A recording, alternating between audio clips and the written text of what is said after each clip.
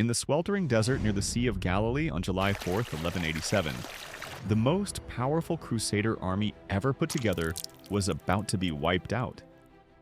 By the end of the day, the Christian kingdom of Jerusalem would be in ruins, and the Crusades would never be the same again. This is the story of how one terrible battle changed the course of history forever.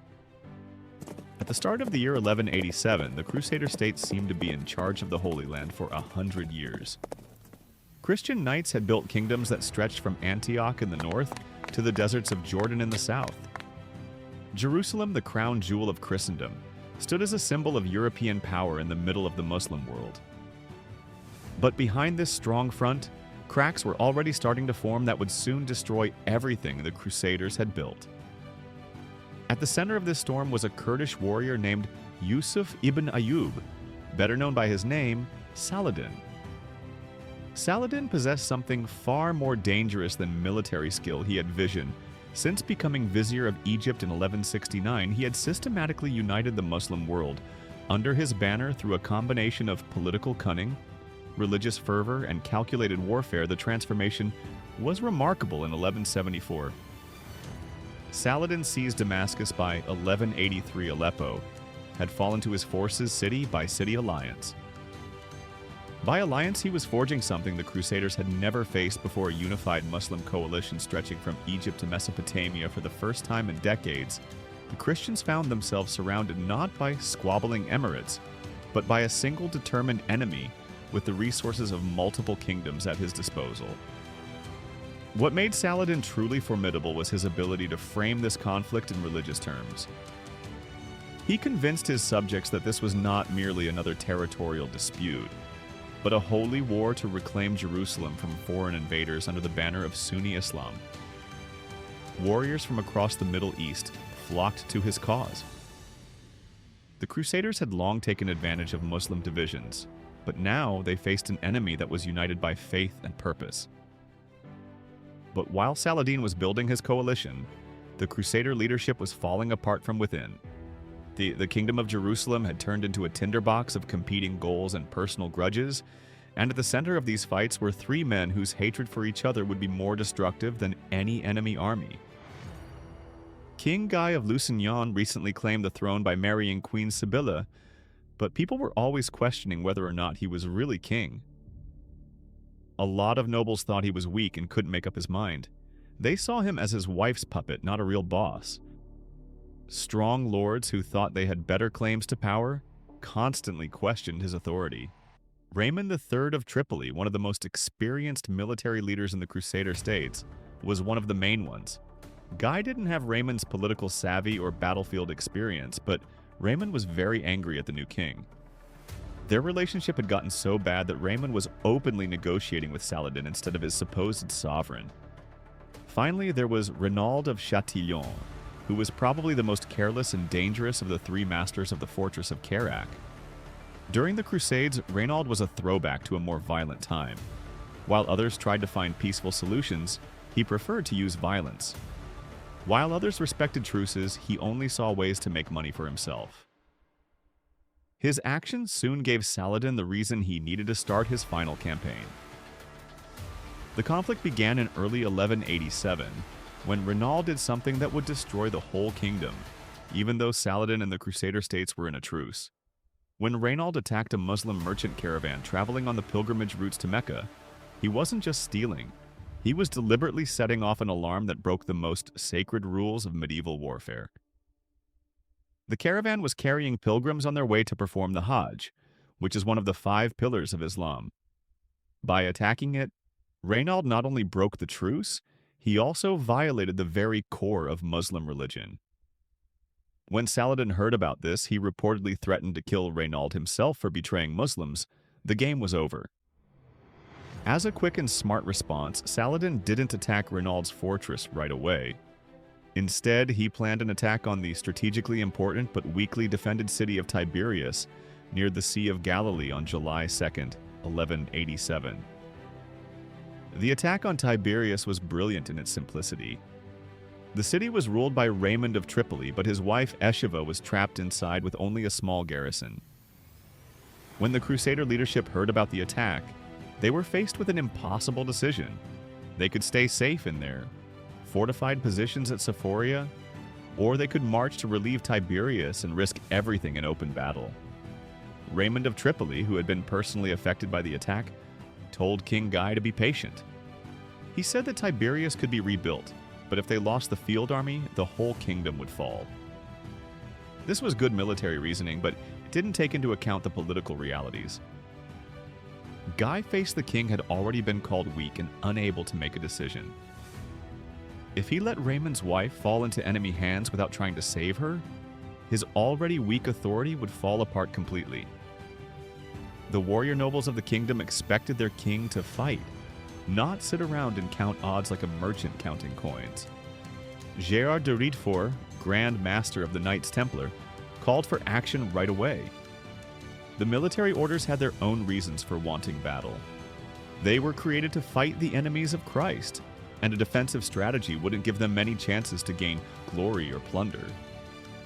Their voices had a lot of weight in a kingdom where religious and military authority were linked. Guy made the terrible choice to march, and on July 3, 1187, the largest Crusader army ever put together began its march toward Tiberias. It was the Christian kingdom's entire military power. A huge army of over 16,000 men, including about 1,300 mounted knights and 15,000 foot soldiers, had been called to arms from Jerusalem to Antioch. More mercenaries had been hired with the annual tribute sent by King Henry II of England to protect the Holy Land. The numbers were impressive. By medieval standards, they were bigger than many armies that had taken over whole kingdoms. But it was also the kingdom's last chance to lose. If this army was destroyed, the Crusaders would have no one left to defend the realm. As the great host started to march across the rocky terrain of Galilee, few people could have imagined they were walking into the most well-planned military trap in the history of the Middle Ages. Saladin had spent months putting his troops in place, controlling water sources, and studying the routes the Crusaders would have to take. Every step of their advance had been planned and expected. However, the march quickly turned into a nightmare of constant harassment and thirst. The hot July sun burned knights in heavy mail armor, and the rocky terrain made it hard to stay in formation. Meanwhile, Muslim light cavalry attacked from the flanks and rear, shooting clouds of arrows before disappearing into the hills. By July 3rd night, things had gotten very bad.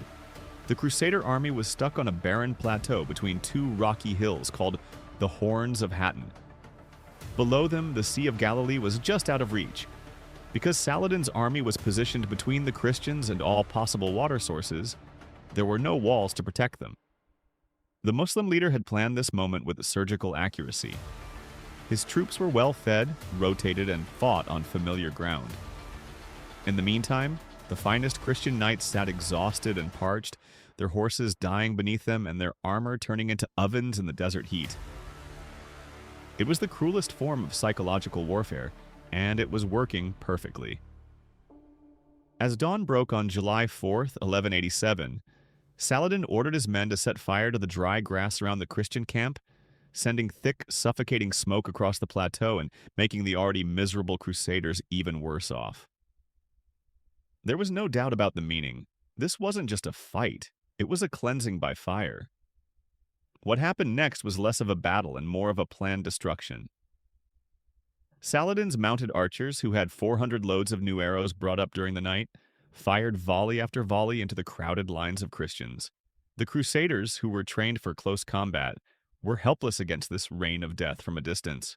Realizing they had no chance, Raymond of Tripoli led 2 desperate cavalry charges to break through to the waters of Lake Tiberias. Both failed horribly, and Raymond and his remaining knights left the field completely, leaving King Guy's forces all alone.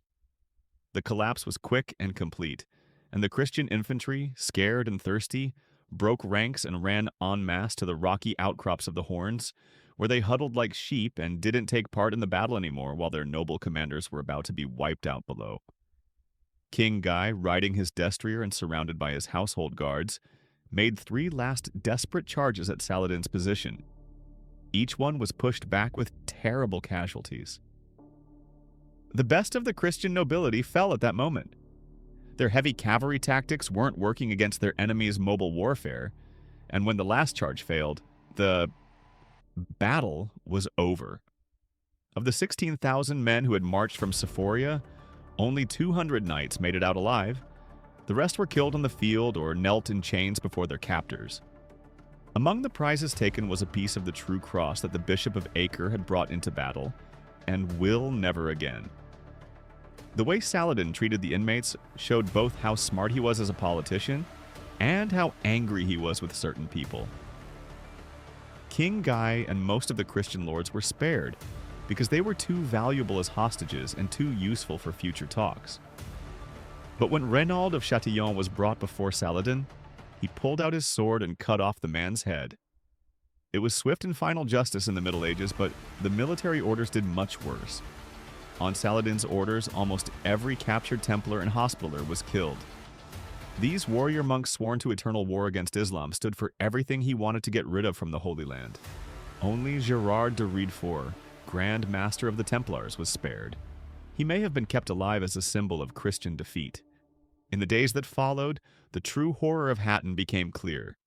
The field army was destroyed, and the kingdom's castles were emptied of their guardians. There was nothing left to stop Saladin's advance. City after city fell like dominoes. Acre, Nablus, and Jaffa Sidon. Each surrender from Hattin to Beirut to Ascalon brought Saladin closer to his final goal. On October 2nd, 1187, just 3 months after Hattin, the gates of Jerusalem were opened to Muslim forces. The city had been the center of the Crusader enterprise for 88 years, but it was lost in a single campaign. Saladin's kind treatment of the Christian people, letting those who could pay a ransom leave safely, made his victory even more complete. When news of the accident got to Rome, it had a terrible effect on the minds of Christians across Europe. It is said that Pope Urban III died of shock when he heard the news. Even though it was led by 3 of Europe's most powerful kings, the Third Crusade could only partly turn things around for Christians in the East. The Treaty of Jaffa in 1192 gave the Christians a coastal strip from Tyre to Jaffa, but Jerusalem stayed in Muslim hands. The truncated kingdom that emerged from the Third Crusade was a pale shadow of its former glory. The fundamental balance of power had changed permanently at Hattin, and the Crusaders would never again have the overwhelming military superiority they had enjoyed in the early decades of their presence. The Muslim world had learned the lessons of unity under Saladin's leadership, and future conflicts would be fought on much more equal terms. The final collapse happened in 1244 at the Battle of La Forbie, where the last great Crusader army in the east was wiped out by Mamluk forces. However, that defeat was just the last chapter in a story that had begun at Hattin. The Battle of Hattin, which happened 57 years ago, is one of the most important events in history. It was a single day that changed the course of civilizations and showed how quickly hundreds of years of conquest could be undone by smart strategy, political division, and the brutal realities of medieval war. It was so hot in July 1187 that more than an army died on the horns of Hattin. A whole world order and the dream of a permanent Christian presence in the heart of the Islamic world were destroyed. The Crusaders never got better because they never faced their enemies as a unified force again. Their enemies had learned the power of coordination and purpose,